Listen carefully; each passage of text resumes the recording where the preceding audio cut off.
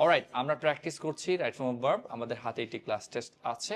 আমরা প্রত্যেকটি রুল সম্পর্কে জানার চেষ্টা করব কিভাবে আনসারগুলো সঠিক করা যায়। আর আমাকে হেল্প করবে মাহিব। জি স্যার। মাহিব, আমি যদি প্রশ্ন করি প্রথম রুলটি কিভাবে হয়েছে, কি কারণে হয়েছে, কিভাবে হবে, sir. আনসার কি হবে আর কেন হবে, অনেকগুলো প্রশ্ন, রাইট? Yes sir. সো এখানে কোন রুলটি ব্যবহার হয়েছে? সেখানে হ্যাড বেটার রুলটি ব্যবহার হয়েছে। ওকে, এখানে হেড বেটার আমরা পেয়েছি, হেড বেটার। আমরা জানি হ্যাড বেটার হলে তাহলে পরেরটি V1 হবে, তার মানে এটা স্পিক হবে। আমরা কি স্পিকিং করব নাকি টু স্পিক করব নাকি স্পিক স্পিক পরিবর্তন হবে? না স্যার, কেন হবে না? কারণ এটি V1 আর স্পিক B1 কি থাকবে। আচ্ছা, B1 বলতে আমরা বেস ফ্রম কে মিন করছি, কেমন? Yes. Right. So had better শব্দের অর্থ কি? স্যার হ্যাড বেটার মানে উচিত। Okay, so had better would rather থাকলে আমরা কি করি? V1 বেস ফ্রম কোনোভাবে পরিবর্তন করতে পারি না। অনেকে কি করে দেখো, যখন হেড দেখে আমরা জানি হেড প্লাস কি হয়, হেড গন B3 হয়, রাইট? স্যার সো অনেকেই হেড দেখার পর সে মনে করবে যে B3 হবে, কিন্তু এটা হেড না, এটা হেড বেটার। এটা কি? Head head better, better. Right. So 2 number rule বলে কি হবে আনসার? এখানে হবে এটা যেহেতু V, এটা গো হচ্ছে V, তাহলে এটা হবে V প্লাস আইএনজি। আইএনজি। আচ্ছা, আমরা লিখছি গোয়িং। রুলটা হচ্ছে সি বা স থাকলে অবজেক্টের পর আইএনজি হয়। ক্লিয়ার? Yes, sir. অবজেক্টের পর কি হয়? ING. আইএনজি। এই যে অবজেক্ট, দেখো এই যে, দেখতে পেয়েছো? We saw him going, we saw him Going. Going, right. So এরপরে ওকে, এখানে আমরা দেখতে পাচ্ছি হাই টাইম রয়েছে, এই জন্য এটি হবে স্টার্টেড। আমরা জানি হাই টাইম হলে পাস্ট ফর্ম হবে। ওকে, হাই টাইমের পরে সাবজেক্ট থাকলে তখন আমরা কি লিখতে পারি? Past Past form. Indefinite, right? Started. আমাদের Started. আনসারটা কি হচ্ছে? স্টার্টেড। Started, right? স্টার্টেড রুলটি কি?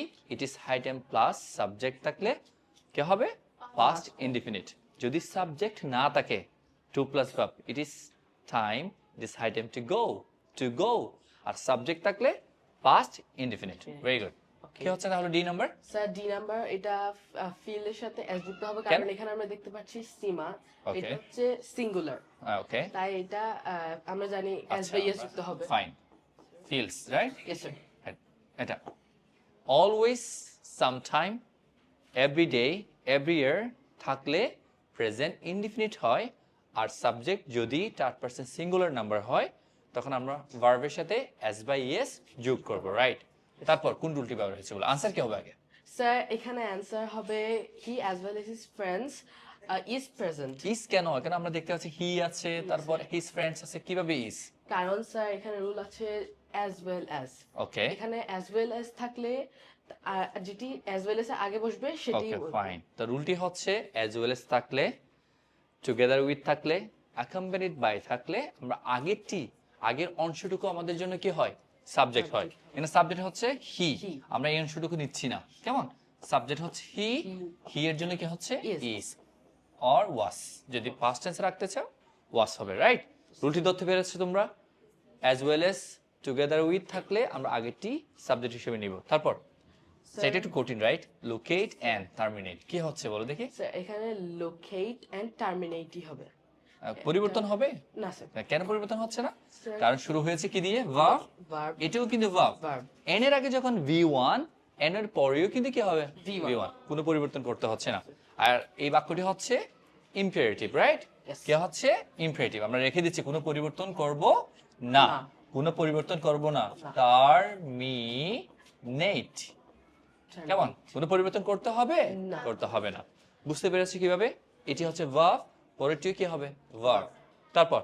তারপর স্যার এটি বাবু cross over the wall to catch the man. কি হবে? ক্যাচ, কারণ এখানে 2 আছে আর ভেরি আমরা গুড। জানি 2 2 প্লাস V1। V1 রুলটি হচ্ছে কি? 2 প্লাস V1। V1। 2 এর পরে সব সময় বেস ফর্ম হয়, রাইট? তা আমরা কি লিখছি? ক্যাচ। আমরা কি কোনো কিছু পরিবর্তন করব? না। কেন করব না? 2 প্লাস কি হয়? V1। Very good. তারপর স্যার এটা হবে টাইম মুভস ফাস্ট, কেন? কারণ টাইম সিঙ্গুলার, এই time okay, time singular moves. আর এটি হচ্ছে ইউনিভার্সাল ফ্যাক্ট একটি, রাইট? স্যার। যে টাইম মুভস, কেমন? মুভড করা যাবে না, কারণ এখনো চলমান কাজটি, রাইট? ওকে, দেন ওকে স্যার সবচেয়ে কঠিন মনে করি আমি এই রুলটি, কেমন? অনেকে রুলটি ভুল করে। সো কি হচ্ছে কেন বলো? স্যার এখানে হবে I have not eaten yet. কেন? কারণ yet যদি বাক্যের শেষে থাকে তাহলে সেটি হবে প্রেজেন্ট পারফেক্ট আর Very good. নেগেটিভ হবে। ওকে, আমরা এটা একটু লিখি, মুভস, তারপর হচ্ছে have not eaten. সো মজার বিষয় খেয়াল করো, যদি yet শব্দের শেষে থাকে, বাক্যের শেষে থাকে, তখন নেগেটিভ হয়। কোন টেন্সে নেগেটিভ হয়? Present perfect. Present perfect. আবার বাক্যের ভিতরে আসলে কি হবে বলো দেখি? 2 প্লাস ভার্ব, 2 প্লাস ভার্ব। মনে রাখতে হবে এটা। ইয়েট কিন্তু দুই ধরনের কাজ করে। একটি হচ্ছে বাক্যের শেষে নেগেটিভ। কোন টেন্সে নেগেটিভ? Present perfect. স্ট্রাকচার মনে আছে? হ্যাভ বা হ্যাজ দিয়ে বার প্লাস V3 ওই টেন্সটি। তারপর বাক্যের ভিতরে থাকলে বাক্যের ভিতরে থাকলে 2 প্লাস V1। Very good. তারপর ওকে স্যার। সো লাস্ট নাম্বারটা হবে এটা হচ্ছে আমার খুব ফেভারিট একটা রুল, যে আমরা জানি সবসময় সাবজেক্ট কোনটি? আগেরটি। কোনটি? আগেরটি। কিন্তু আইদার এবং neither, either or neither not থাকলে পরেরটি কি? পরেরটি হচ্ছে কি? সাবজেক্ট। Subject. তো পরেরটি দেখো, আর ফ্রেন্ডস অনেকগুলো, এখন কি হবে? আর আর কি হবে? আর। আর। আমরা জানতাম, খেয়াল করো, আমরা আমরা আগে পড়েছি কি দেখো, প্রিপোজিশন যুক্ত সাবজেক্টে আগেরটি সাবজেক্ট, ইয়েস স্যার। রাইট? ঠিক আছে? Yes. এখানে দেখো অ্যাজ ওয়েল এস থাকে কোনটি subject? আগেরটি।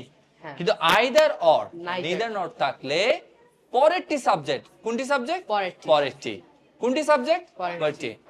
So clap for Mahib, thank you.